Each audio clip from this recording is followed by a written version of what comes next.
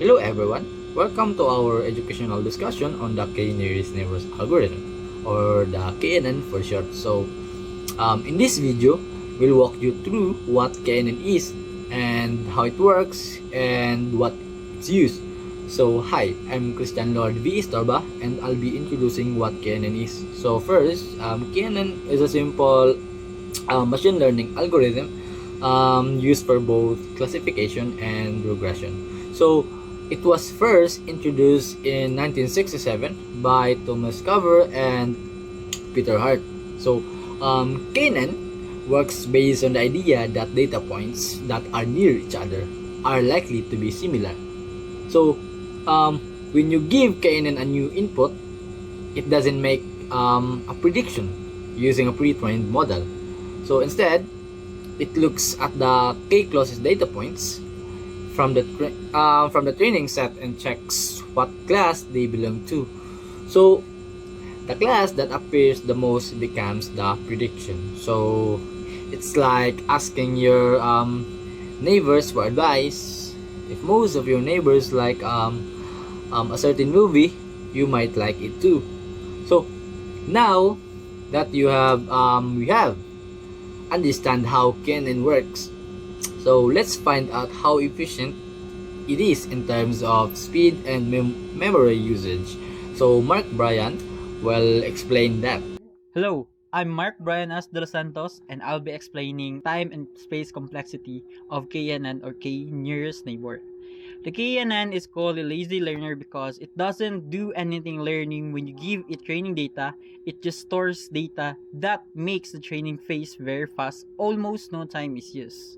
However, during prediction, it becomes slower because it compares the new input to a single data point in the training set. That's where the cost comes in.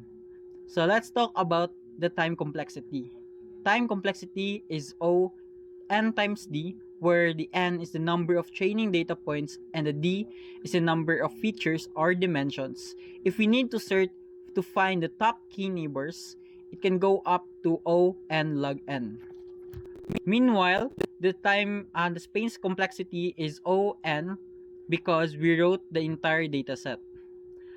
So let's give an example for the time complexity.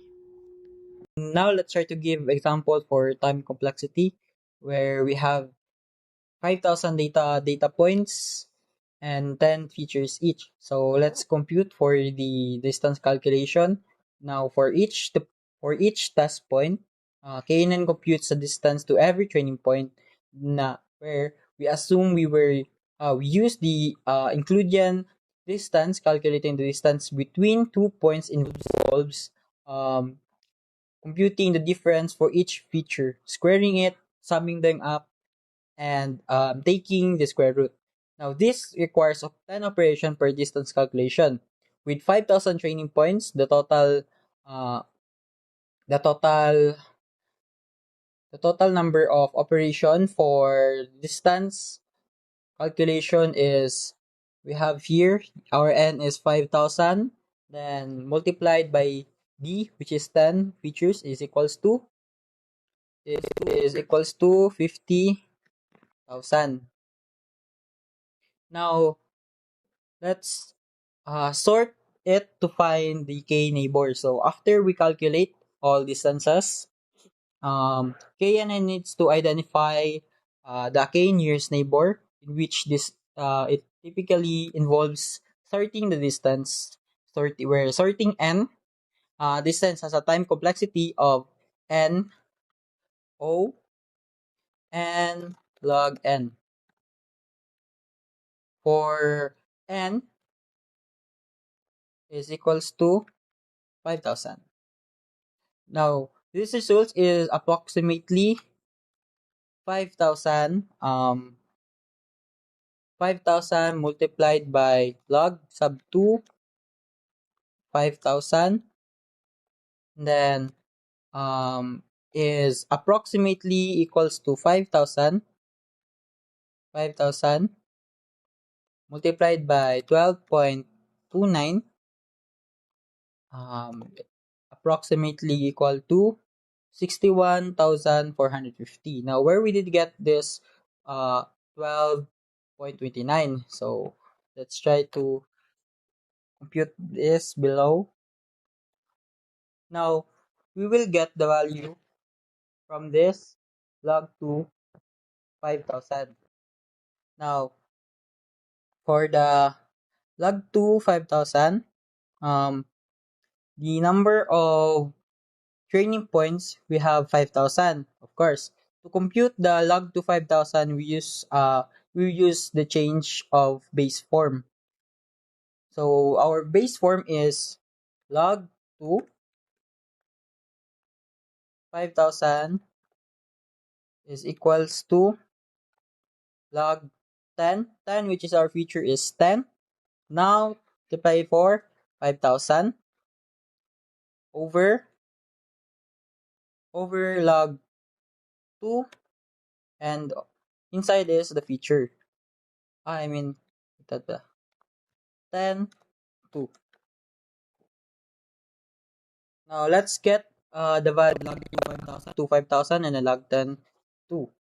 Now for the log 10 5,000, we have 3.6969897. For log 10 2, we have 0.3 0.10.3.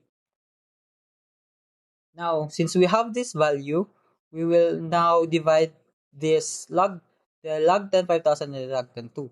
Now, let's divide this 3.69897 and then divided by 0.3103 is approximately equals to 12.29.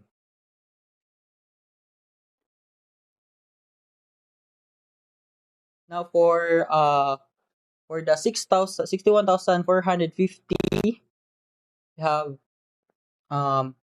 the formula and 0 n log n, which we have O is n is 5,000. Now we have the new value for another n, which is 12.9 12.29. This 12.29, sorry. 12.29. We will now multiply the 5,000 and then 12.29, which will get us the approximately equals to 61,450. So that's why here is 12.29 and is approximately equal to 61,450. Now let's get the total for the time complexity. So let's combine the distance calculation and sorting. So we have O and n times D plus O and log n is equals to, let's simplify the value. Now we have O, so our n is 5,000. Then multiply it by D, which is 10, and then plus O. Now we will get this O log n. Now O 5,000 log 5,000 is equals to O 50,000 plus the O 61,450 is equals to O 111,450. So that's our for the sample calculation for the distance in time complexity. Now we will talk now for the space complexity. So let's copy the same scenario, which is we have already 5,000 data points and 10 feature each. So for our data storage, the KNN is a lazy learner, as I said earlier, meaning it doesn't build a model during training. Instead, it stores the entire training dataset. Each data point consists of 10 features, and the total space required to store the data set is will compute again the n. So our n is 5,000 and then multiplied by d, which is 10. Now we will get the 50,000, which is our units of space. Now, this storage is necessary for k and n, and to compute the distance during prediction. Now, for the space complexity, let's get where that space complexity, algorithm, since the algorithm stores the entire dataset, the space complexity is directly proportional to the number of data points and features. So we have NIO and multiplied by D equals to simplify the value 5,000 for our n multiplied by 10, which is our features, is equals to 50,000. So this means the KNN requires a significant memory um, as the dataset goes larger. Now, this space required can become significant with large dataset, especially when the number of the features which is D, is too high or high.